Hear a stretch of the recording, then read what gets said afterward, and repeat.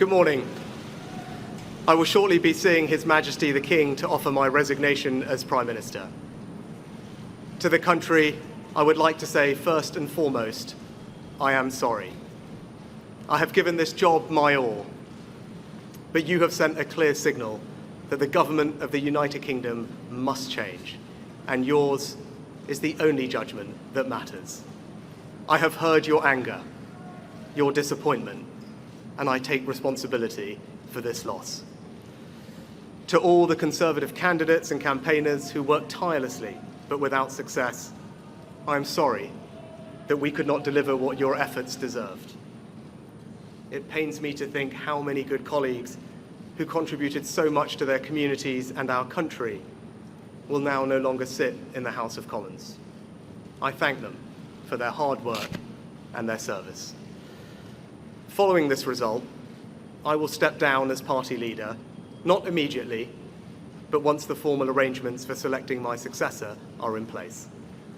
It is important that after 14 years in government, the Conservative Party rebuilds, but also that it takes up its crucial role in opposition professionally and effectively.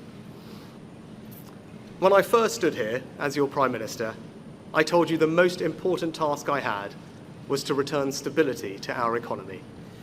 Inflation is back to target, mortgage rates are falling, and growth has returned. We have enhanced our standing in the world, rebuilding relations with allies, leading global efforts to support Ukraine, and becoming the home of a new generation of transformative technologies.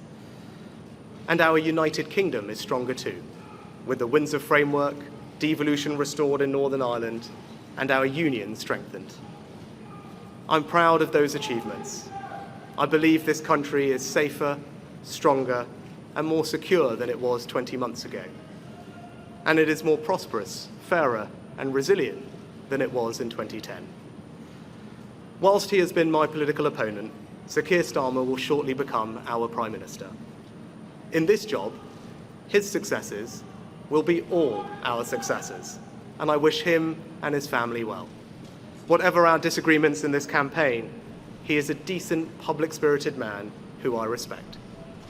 He and his family deserve the very best of our understanding as they make the huge transition to their new lives behind this door, and as he grapples with this most demanding of jobs in an increasingly unstable world.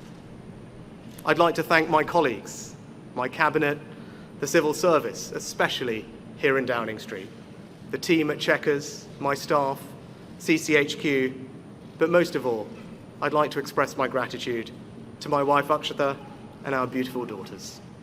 I can never thank them enough for the sacrifices they have made so that I might serve our country.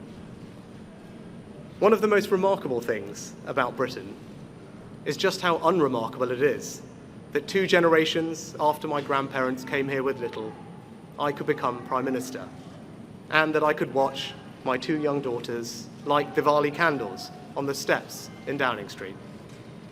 We must hold true to that idea of who we are, that vision of kindness, decency, and tolerance that has always been the British way. This is a difficult day, at the end of a number of difficult days. But I leave this job honoured to have been your Prime Minister. This is the best country in the world, and it is thanks entirely to you, the British people, the true source of all our achievements, our strengths, and our greatness. Thank you.